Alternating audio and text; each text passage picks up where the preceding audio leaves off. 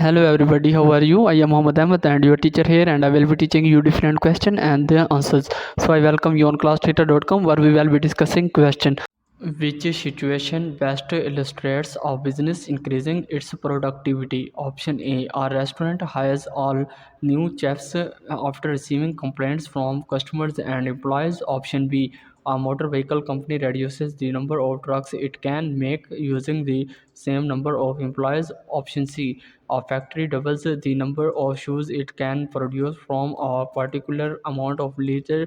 Option D: a software company hires a marketing firm to increase the number of people who buy its products. The correct answer of the question: the situation that best illustrates a business increasing its productivity is option C.